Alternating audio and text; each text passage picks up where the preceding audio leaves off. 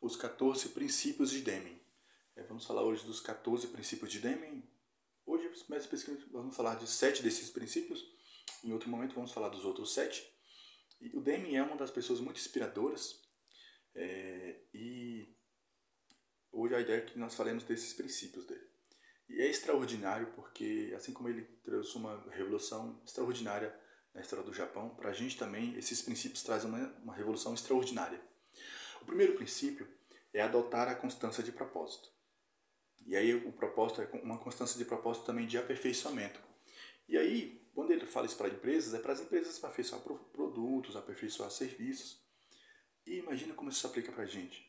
Como nós precisamos também ter uma constância nessa ideia de aperfeiçoamento constante, desse propósito de estar sempre se aperfeiçoando, sempre aprendendo, crescendo mesmo, uma visão de crescimento mesmo. Então esse é o primeiro princípio de Deming. Criar constância de propósito no aperfeiçoamento. Esse é o primeiro princípio. O segundo princípio é adotar uma nova filosofia. Assim como as empresas estavam vivendo uma nova era econômica, e aí elas tinham muitos desafios ali, elas precisavam assumir a liderança em direção à transformação. Hoje também, nós vivemos uma nova era também. Hoje a gente fala tanto em inteligência emocional, inteligência artificial também, que vai para o outro lado, mas é muito interessante também. E nós precisamos adotar uma nova filosofia, nós precisamos pensar nesse aspecto de focar na constância, pensando no crescimento. Então é importante ter essa nova filosofia de focar na qualidade. Então esse ponto de adotar uma nova filosofia por conta da nova, estamos numa era econômica diferente, esse é o segundo princípio de Deming. O terceiro princípio é acabar com a necessidade de inspeção em massa para a obtenção da qualidade. E aí o contexto é que na época de Deming, as empresas muitas vezes para obterem qualidade elas precisavam ficar inspecionando quais produtos saíam com problemas, então acabava que isso tinha um custo muito alto fazer isso. E qual é a ideia? A ideia é que ali no processo produtivo a qualidade fosse internalizada. Como a gente fala no interior, a qualidade fosse embutida já no produto. E aí não precisaria ter essa necessidade de inspeção em massa. E aí como é que a gente pode pensar na gente também como indivíduo, como pessoas físicas? Isso pode ser aplicado para a gente. A gente não precisa de inspeção por parte de outras pessoas para que vejam o que a gente precisa melhorar. A gente mesmo pode olhar e fazer as correções de rota. E o principal é internalizar a qualidade no nosso dia a dia, nas nossas atividades, no nosso trabalho, nas nossas organizações, nos nossos afazeres ali. Quando a gente procura internalizar a qualidade, a gente tem essa visão, pensar sempre na qualidade, isso traz uma diferença muito grande, porque reduz muitos custos que nós temos também, custo de retrabalho, entre outras coisas também.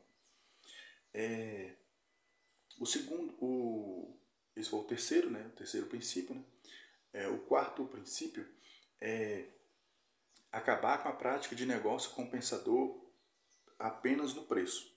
Isso era um grande obstáculo para as empresas também, porque muitas vezes elas queriam obter o menor preço. E qual a visão de Deming? A visão de Deming é que o interessante é que se tenha um único fornecedor para que a gente consiga criar relacionamentos duradouros, baseados na qualidade, baseados na confiança. E como isso se aplica também para a gente, como isso é tão claro também, né? A gente não pode, não é interessante, o legal mesmo, o bom, o mais excelente, é que a gente tenha uma visão de longo prazo, uma visão de não apenas no preço, há outros fatores também. Às vezes perde-se um pouco aqui, mas ganha-se muito mais lá na frente. Então, essa visão é muito interessante. Então, esse é o quarto princípio. Acabar com a prática de negócios, de um negócio compensador baseado apenas no preço. Há muitas outras coisas a se considerar. O preço é uma delas, mas não é a única. Essa é a ideia desse quarto. O quinto é muito legal também, e um dos muito inspiradores, é aperfeiçoar constante e continuamente. A empresa deveria colocar isso lá nas suas diretrizes mais internas. Aperfeiçoamento constante, aperfeiçoamento contínuo. Por quê? Porque aperfeiçoamento constante, aperfeiçoamento contínuo vai trazer mais qualidade, vai reduzir custos e vai trazer muitos lucros. Para nós como pessoas isso é muito claro também, né? Quando a gente foca no aperfeiçoamento constante, aperfeiçoamento contínuo, nossos lucros também, nosso crescimento é nítido, é muito claro também e é muito legal de ver também. Então esse é o quinto princípio, aperfeiçoamento constante, aperfeiçoamento contínuo. Esse é um princípio, essa é uma visão muito legal mesmo, é um paradigma muito legal. E aí a ideia já está muito embutida na qualidade, né? Porque quando a gente pensa em crescimento constante, contínuo, a qualidade vai, vai sendo cada vez mais melhor, cada vez mais alta, então acaba sendo bem interessante.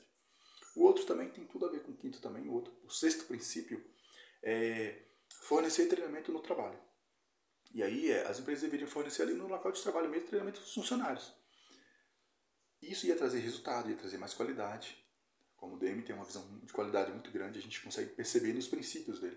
E para nós também, aqui fornecer treinamento no local de trabalho, nem sempre a gente tem treinamento, algumas vezes a gente tem treinamento no local de trabalho, mas a gente tem treinamento em casa também. Nosso local de trabalho, mais raiz mesmo, lá natural de onde a gente sai, é de casa. Então aí seria fornecer treinamento ou obter treinamento dentro de casa também, ou seja, a gente treinar dentro de casa, no nosso dia a dia mesmo ali, trazendo uma aplicação aqui, né, lógico, né, desse princípio que é aplicável para a empresa de forma muito clara e nítida, tentando aplicar também para nós como pessoas. E o sétimo é adotar a liderança, né, estabelecer liderança. E a ideia é que a liderança ajuda as pessoas a realizarem um trabalho melhor, ajuda as pessoas a se desenvolverem. E aí, como isso se aplicaria para a gente? Quando a gente foca em ter essa autoliderança, autonomia também é a palavra também. Quando a gente tem essa autonomia de liderar o nosso dia a dia, liderar a nossa rotina, liderar nossas atividades que precisam ser realizadas, a gente acaba cada vez mais podendo fazer um trabalho melhor, porque você assume o papel de líder da situação. Então, as coisas que precisam ser resolvidas, você vai tentar resolver da melhor maneira possível. Então, esse é o sétimo princípio. Adotar e estabelecer a liderança ali no trabalho. Então, a gente pode adotar e estabelecer a liderança para nós mesmos, né? A nossa própria liderança, nossa autoliderança. Esses são 7 princípios. Em outro vídeo vamos fazer os outros 7 princípios de Deming.